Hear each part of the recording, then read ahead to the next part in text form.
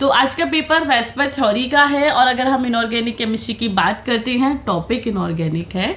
ठीक है, तो देखो क्वेश्चन पेपर में ये कम से कम 15 मार्क्स का एक टॉपिक आता है वेस्पर थ्योरी। ठीक है, आज मैं इसके वेस्पर थ्योरी और इसके रूल्स डिस्कस करूंगी और लिमिटेशंस भी डिस्कस करूंगी। देन आपका जो क्वेश्चंस है इसमें से डायरेक्टली ये भी बनता है। देन कुछ मॉलिक्यूल्स की शेप भी पूछ ली जाती है। ठीक है, वो शेप हम नेक्स्ट क्लास में शेयर करेंगे। ठीक है, तो नेक्स्ट क्लास भी आपको देखो, भी सभी क्लासेस आपको देखनी है। बी क्लियर, अगर आपको आज आप ये क्लास देख रहे हो तो आपको पूरी क्लासेस को देखना है और आपको डेफिनेटली समझ आएगा। एक बार में नहीं समझ आता, क्लास को पीछे करो, आपके पास ऑप्शन है। ऐसा तो है ही नहीं कि वन टाइम के लिए आपके पास है ये क्लास, आप जितनी मर्जी चाहो उतनी बार देख सकते हो।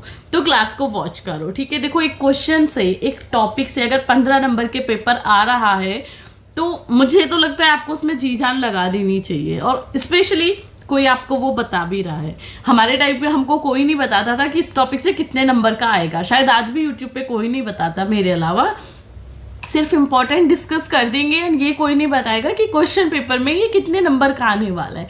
जब बच्चों को नंबर पता चल जाती है ना तो हम डेफिनेटली उस टॉपिक पे थोड़ा ज्यादा फोकस करते हैं। वो हमारे मन का लालच है और शायद आपके का भी होगा, है ना। तो उस पर ज्यादा फोकस करें तो इसलिए अच्छा है कि बच्चे को ये बता दिया जाए कि भाई इतने नंबर का पेपर आने वाला है और आपको उसकी तैयारी करनी है। ठीक है, तो देखो डायरेक्टली थ्योरी भी आएगी, शेप ऑफ मॉलिक्यूल पूछी जाएगी जो नेक्स्ट क्लास में कराऊंगी, और लिमिटेशन भी पूछी जाती है। तो हर एक पॉइंट पूछा जाता है। अभी इंट्रो काफी ज्यादा बड़ा हो गया, ये फर्स्ट क्लास थी इसलिए मुझे ओवरऑल आपको समझाना था। बाकी नेक्स्ट क्लासेस से तो हम पॉइंट टू पॉइंट डिस्कशन करेंगे। ठीक है, यस चलिए डेफिनेशन सबसे पहले देखते हैं वेस्पर थ्योरी की। मोस्ट इंपॉर्टेंट थिंग, जब भी किसी थ्योरी को करो तो आपके सामने एक पॉइंट क्लियर होना चाहिए कि इस थ्योरी को किसने डेवलप किया था। So this theory is produced या this theory was produced by Sidgwick and Powell in 1940। ठीक है, हमेशा बोलती हूँ अगर कोई थ्योरी पेपर में आ रही है, फर्स्ट लाइन जो उसकी स्टार्टिंग करनी है ना आपको, who gave this theory. First point हमेशा उस थ्योरी का वो याद रखना। और इसमें आपके पास चांस नहीं है कि मैम हम नेम भूल जाते हैं साइंटिस्ट के। अभी एमएससी लेवल पे आके आपका ये एक्सक्यूज वर्क नहीं करेगा, तो इस पॉइंट पे आपको नहीं जाना। ठीक है, सिडविक एंड पोवेल ने सबसे पहले प्रोड्यूस किया था वेस्पर थ्योरी को। Then VSEPR theory is a model used chemistry to predict the geometry of individual molecule from the electron pairs. क्या है VSEPR theory? If we get any molecule and we need to research the geometry of that molecule, then we will use Vesper theory. So in general case, we can say Vesper theory is a theory which is used to predict the geometry of molecule of any molecule. ठीक है, for example ये molecule आपको दिया है, आपको इसकी geometry को अगर सर्च करना है तो हम इसे वेस्पर थ्योरी के थ्रू सर्च आउट कर सकते हैं। और वेस्पर थ्योरी में हम इलेक्ट्रॉन पेयर को ना बहुत इंपॉर्टेंटली यूज करते हैं क्योंकि ये बॉन्डिंग पे डिपेंड है, ये बॉन्डिंग को शेयर करती है।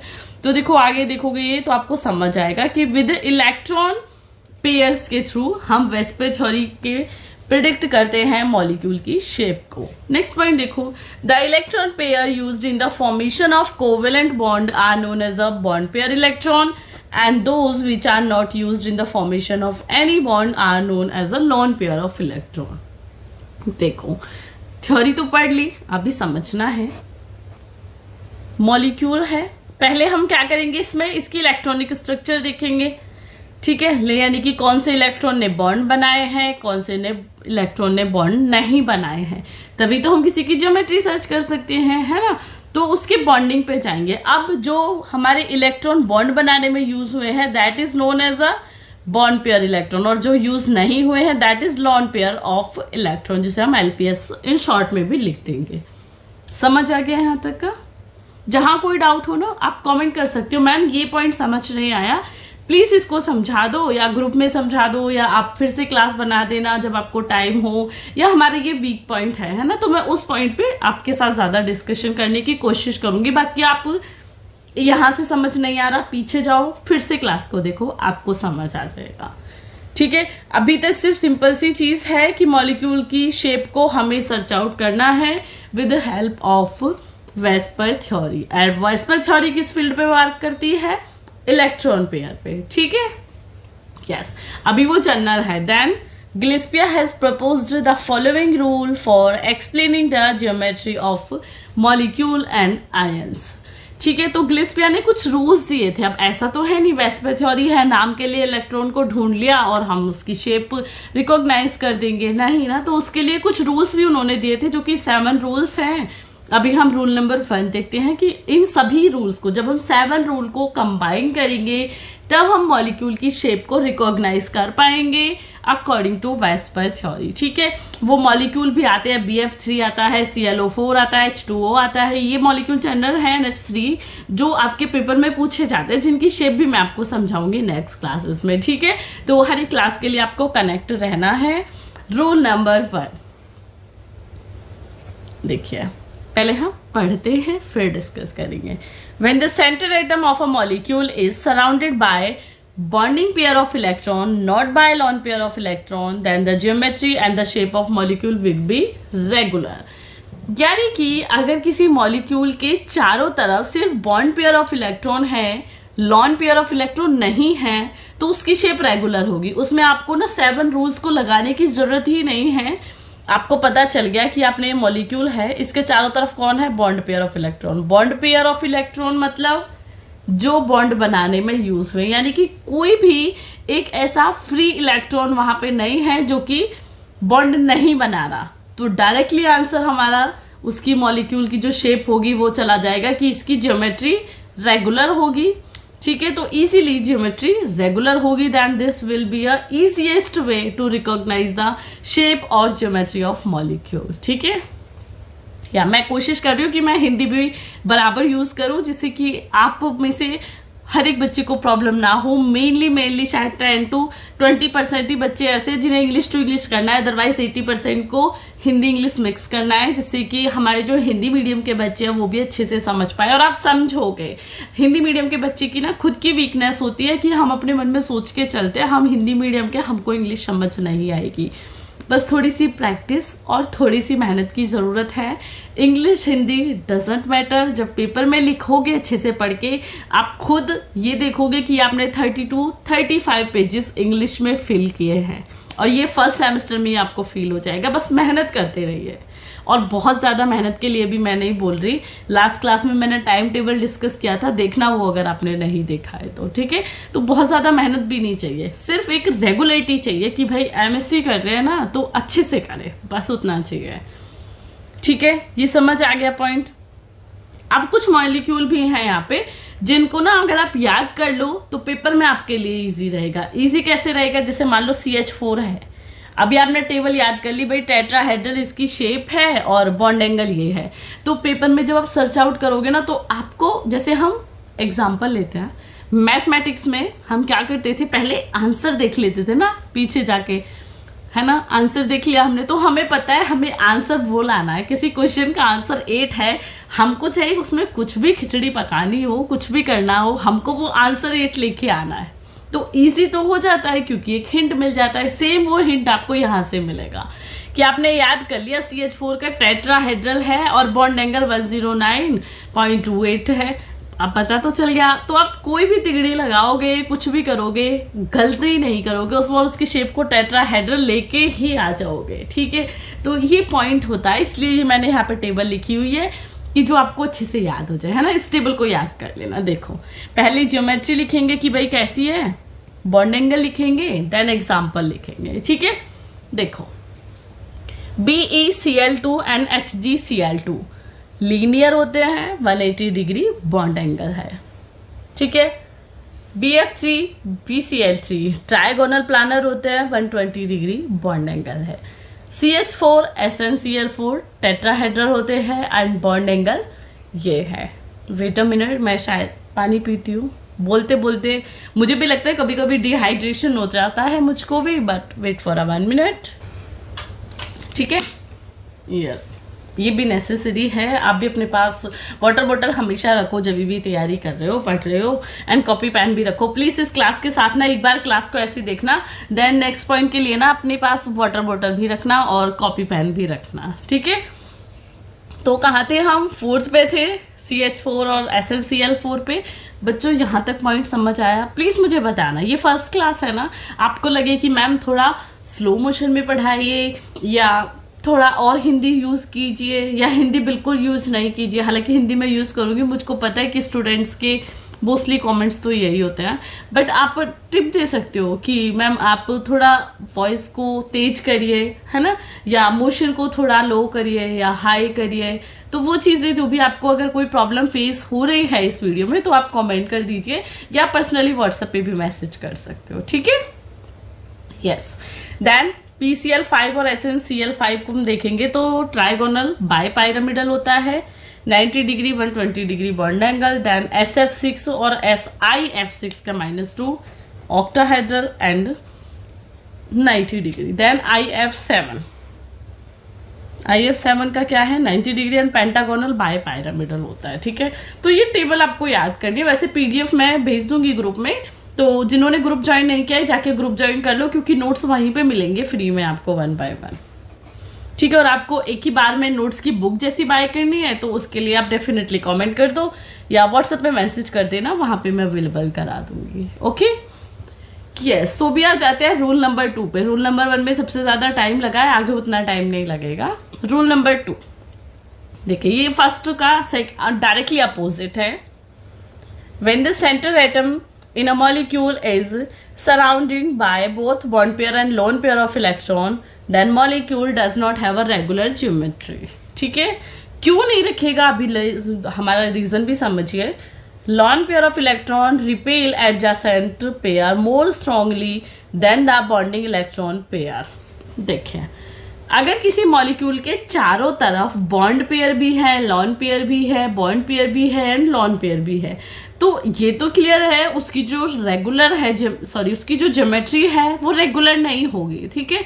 तो अब मॉलिक्यूल की ज्योमेट्री रेगुलर क्यों नहीं है? देखिए, जो लॉन पेयर इलेक्ट्रॉन है ये लॉन पेयर है, ठीक है, ये बॉन्ड पेयर है। तो लॉन पेयर ना ज्यादा ताकत के साथ में बोल सकती हूँ इसको रिपेल करता है बॉन्ड पेयर को, ठीक है। लॉन पेयर, मान लो लॉन पेयर यहाँ है, बॉन्ड पेयर यहाँ है, दोनों एक दूसरे की तरफ रिपल्शन करेंगे तो जरूर, है ना। ये भी इधर को रिपेल कर सकता है, इधर को भी कर सकता है, बट इसकी जो ताकत है ये थोड़ा स्ट्रॉन्ग है। कौन सा? लॉन पेयर ऑफ इलेक्ट्रॉन, यानी कि लेफ्ट, है ना। इसे याद रखो, लेफ्ट मतलब लॉन पेयर ये मैंने बनाया है। तो ये बॉन्ड पेयर को ज्यादा ताकत के साथ मोर स्ट्रांगली रिपेल कर देगा, ठीक है, यानी कि इसे धक्का दे देगा, सिंपली समझो, ठीक है। तो इसने इसको धक्का दे दिया तो डेफिनेटली उसकी ज्योमेट्री तो बिगड़ गई।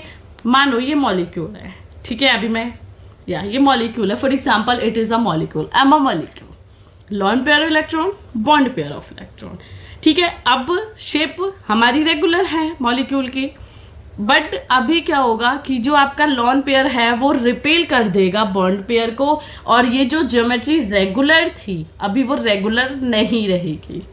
सिंपल, इसे बेसिक तरीके से मैं नहीं समझा सकती हूँ, है ना। अब ये भी याद रखना, जैसे मैंने बताया same lone pair more strongly than lone pair bond पे, एक लॉन एक बॉन्ड होगा तो कम स्ट्रांग होगा, और बॉन्ड पेयर सबसे लोवेस्ट होगा, ठीक है। समझ आया?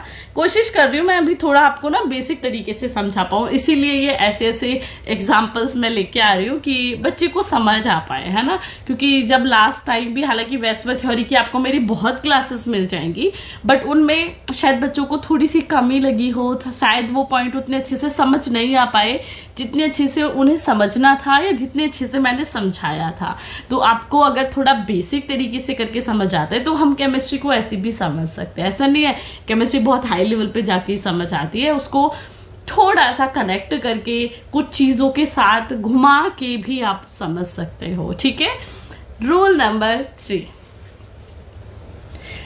3 कहता है आपका कि bond angle decrease as the number of lone pair of electron on a centre atom ion increase, यानी कि अगर किसी मॉलिक्यूल के चारों तरफ जैसे ही लॉन पेयर ऑफ इलेक्ट्रॉन बढ़ेंगे बॉन्ड एंगल कम हो जाएगा।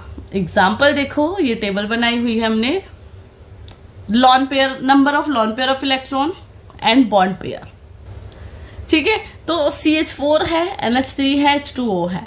देखो इसमें लॉन पेयर ऑफ इलेक्ट्रॉन 0 है बट बॉन्ड एंगल ज्यादा है, जैसे ही लॉन पेयर बढ़ा बॉन्ड एंगल कम हो गया, जैसे फिर लॉन पेयर बढ़ा 2 हो गया तो बॉन्ड एंगल फिर से कम हो गया। तो रूल नंबर 3 कहता है जैसे ही लॉन पेयर इलेक्ट्रॉन बढ़ेगा किसी भी मॉलिक्यूल में उसका बॉन्ड एंगल कम होता चला जाएगा। सिंपल, समझ आया? कोई डाउट, कोई प्रॉब्लम? प्लीज टेल मी कि मैम हमको यहाँ या इस रूल में प्रॉब्लम आई, वो हमको समझ नहीं आए। ठीक है, आप बोल सकते। अब आ जाता है rule number 4। Smaller the electronegativity of central atom the smaller is the bond angle. यानी कि जैसे ही इलेक्ट्रोनेगेटिविटी कम होगी तो बॉन्ड एंगल भी डेफिनेटली कम हो जाएगा। And this is due to the fact that position of bond pair of electron moves further from central atom ion या सेंट्रल मेटल आयन। देखिए, जैसे ही इलेक्ट्रोनेगेटिविटी, किसी मॉलिक्यूल के चारों तरफ इलेक्ट्रोनेगेटिविटी, पॉजिटिविटी सभी चीजें होती है, तो जैसे ही इलेक्ट्रोनेगेटिविटी कम होगी तो बॉन्ड एंगल भी कम हो जाएगा। ठीक है, और ये किस वजह से होता है? बॉन्ड एंगल की जो पोजीशन है वो चेंज होती रहती है, तो इसी वजह से ये रूल नंबर 4 बनता है। Now move on to the rule number 5। देखिए, bond angle involve multiple bonds are generally larger than involving only single bond. However, the multiple bonds does not affect the geometry of molecule. ठीक है, rule number 3 भी आपका bond angle का था, rule number 4 भी आपका bond angle का है, रूल नंबर 5 भी आपका बॉन्ड एंगल है, बट हर एक रूल में अलग चीज कही गई है और ये आपको ना फिंगर टिप्स पे याद होनी चाहिए और याद भी हो जाएगी। आज ये क्लास देखो, फिर कल ये क्लास देखना। फिंगर टिप्स पे आपको वेस्पर थ्योरी ना याद हो जाए तो आप मुझे कमेंट कर देना, मैम हमको तो कुछ भी याद नहीं हुआ, हमने 2 दिन क्लास देखी आपकी 20-20, 22-22 मिनट। ठीक है, बताना, आप बहुत अच्छी से याद हो जाएगी बच्चे। जैसे मैंने कहा, सिर्फ कंसिस्टेंसी लेनी है और मेहनत, यानी कि आपका हार्डवर्क रहना है। या तो रूल नंबर 5 क्या कहता है? अगर किसी मॉलिक्यूल में multiple bonds like triple bond हैं तो अगर किसी बॉन्ड एंगल वो अगर किसी भी बॉन्ड मॉलिक्यूल में मल्टीपल बॉन्ड्स हैं तो उसका जो बॉन्ड एंगल है वो डेफिनेटली लार्जर होगा उसके अकॉर्डिंग जिसमें सिंगल बॉन्ड है। ठीक है, देखो फिर से समझो, ये ए मॉलिक्यूल है, ये बी मॉलिक्यूल है, इसमें सिंगल बॉन्ड है और ये मल्टीपल बॉन्ड्स हैं। ठीक है, तो इनका जो बॉन्ड एंगल है वो लार्जर होगा और इसका बॉन्ड एंगल कैसा होगा? स्मॉलर होगा। हालांकि आपके मल्टीपल बॉन्ड्स हो या सिंगल बॉन्ड हो वो आपकी ज्योमेट्री को अफेक्ट नहीं करेंगे। सिंपल, समझ आया? मल्टीपल बॉन्ड्स का बॉन्ड एंगल ज्यादा होगा, सिंगल बॉन्ड का कम होगा, और जो भी आपके मल्टीपल बॉन्ड्स हो या सिंगल बॉन्ड हो वो किसी भी मॉलिक्यूल की ज्योमेट्री को अफेक्ट नहीं करते हैं। ये पॉइंट भी आपका क्लियर होना चाहिए। Now move to the rule number 6। Repulsion between electron pair in filled shell is greater than incomplete shell. शायद ये तो हर एक बच्चे को पता होगा कि जो फिल्ड सेल होती है उसमें रिपल्शन ज्यादा होता है और जो इनकम्प्लीट सेल होती है उसमें रिपल्शन कम होता है। जहां पे लोग कम होंगे डेफिनेटली वहां पे धक्का मुक्की भी कम होगी, जहां पे लोग ज्यादा होंगे वहां पे धक्का मुक्की भी ज्यादा होगी। इस तुक्के से समझ सकते हो, है ना, रूल नंबर 6 को।